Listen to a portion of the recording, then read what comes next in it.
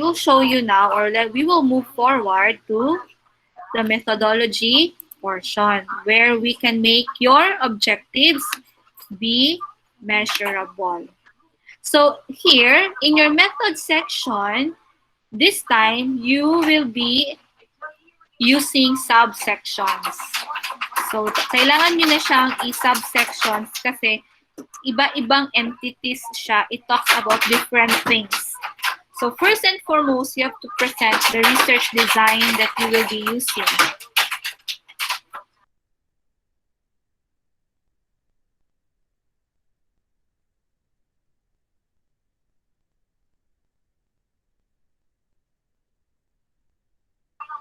Okay. So here, if you are with this study, it will use descriptive design. Okay? So, bakit descriptive? Kasi it will gather demographic data, demographic profile of the respondents, and the results will be described according to their profile. Kung compare mo, mas madaming nagko-consume ng mga senior citizen compared sa mga teenagers, therefore, baka may low knowledge doon sa mga senior citizen. So, ganun siya. So, quantitative. Bakit quantitative? Kasi questionnaire yung gagamitin ninyo, survey questionnaire. So, yung survey questionnaire is answerable by numerical value using the Likert scale. Okay? Pwede siyang ma-quantify using Likert scale. So, ano yung Likert scale? So, yun yung meron siyang 1, 2, 3, 4, or it can be 5-point Likert scale.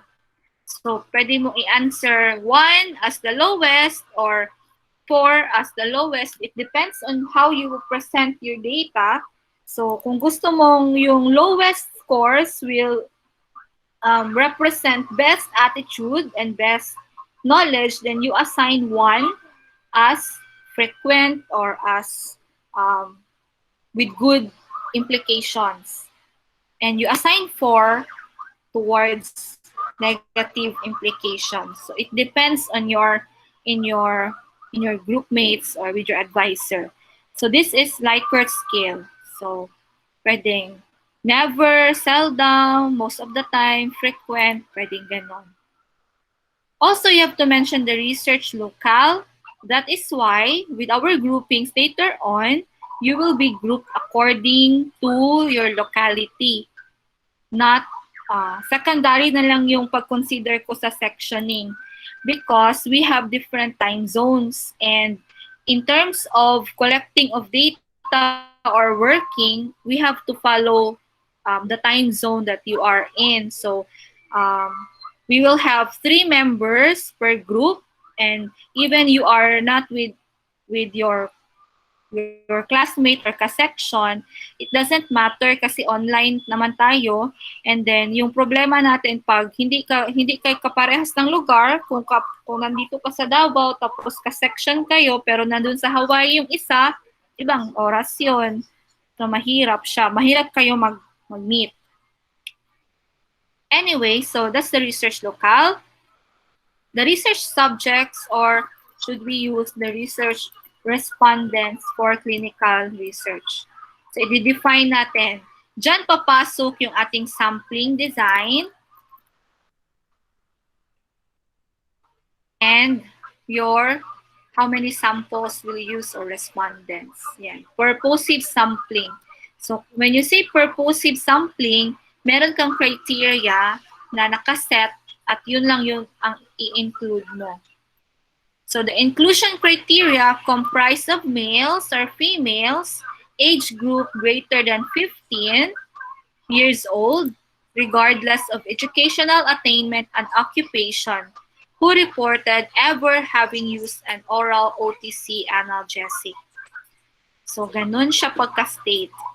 Now there in our research instrument, dito i-describe mo ano yung iyong gagamitin na questionnaire. So our questionnaire can be adopted or adapted.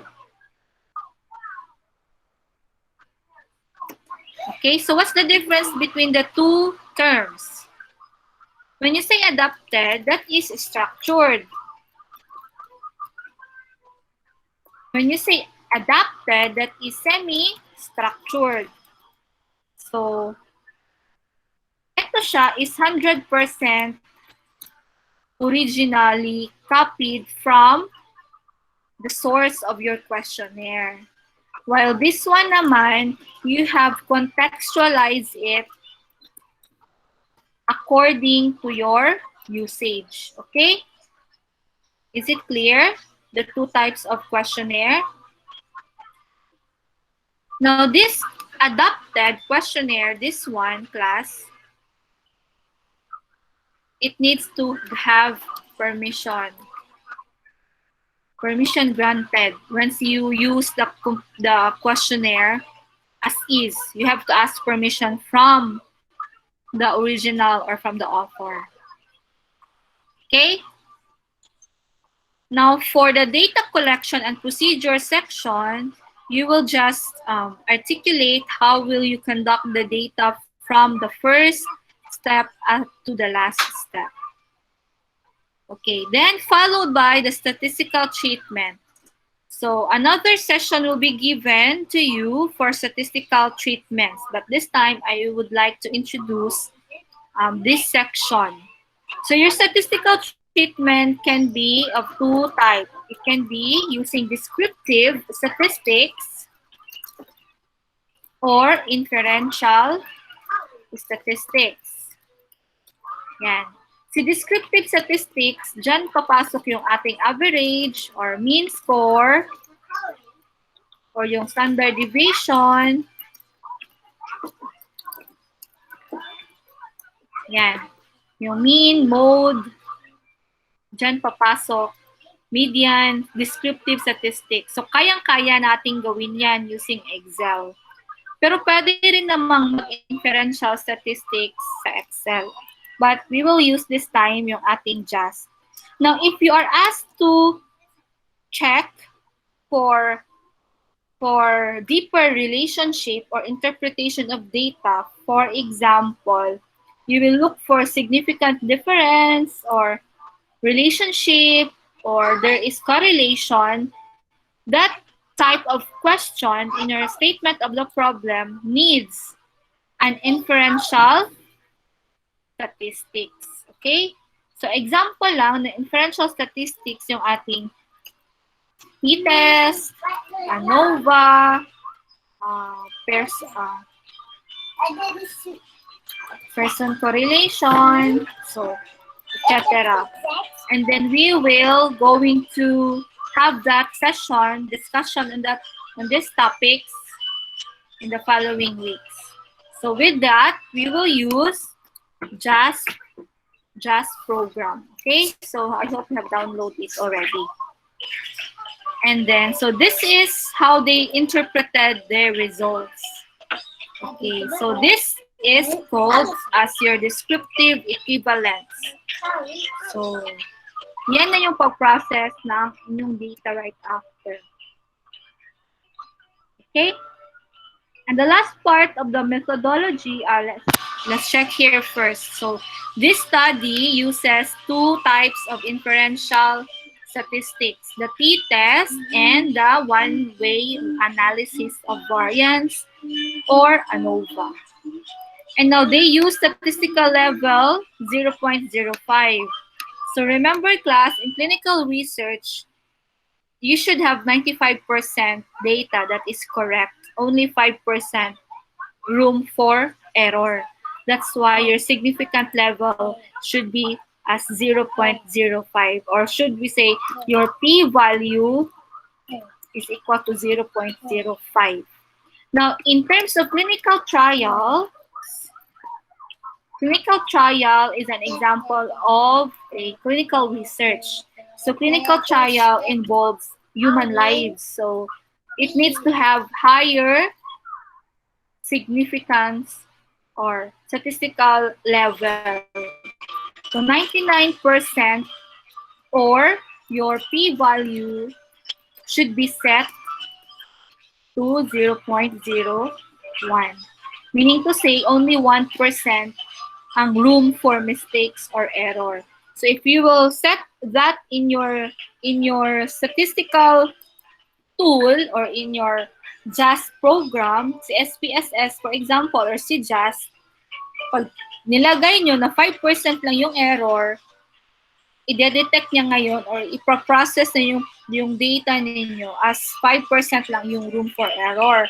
Pero kung clinical trial, you have to set it na 1% lang dapat yung room for error. So iba yung interpretation na magiging, iba ang labas ng interpretation pag ganun yung inyong confidence level. Okay? So the last part of the methodology is the ethical consideration. So sa ethical consideration, we will have another session for that, and then I will discuss to you what are the things to be considered for to make your research ethically sound. Okay? Wait lang.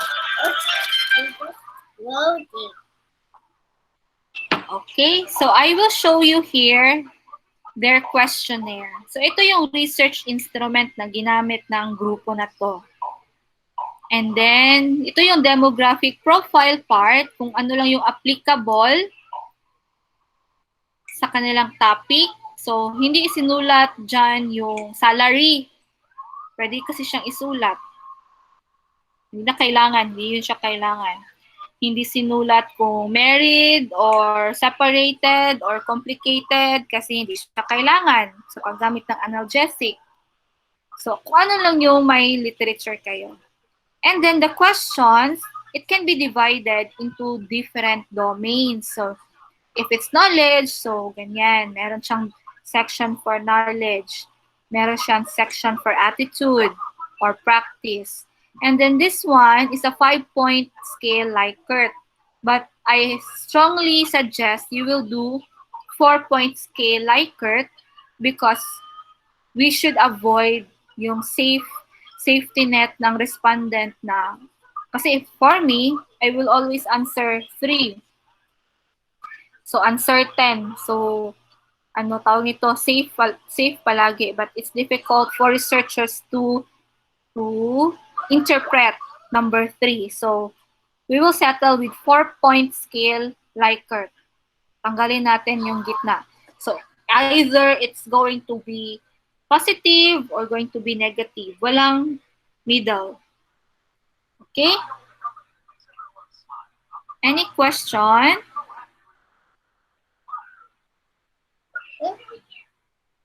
Class, do you have any question?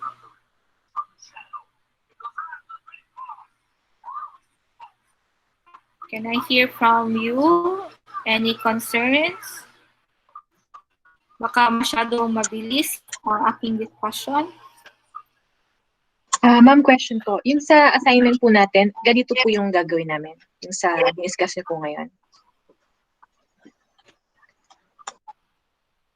Yung sa assignment, simple lang yun siya. Sampling design lang yung na-post ko last Monday. Sampling design lang yun. Bale, maghahanap kayo ng research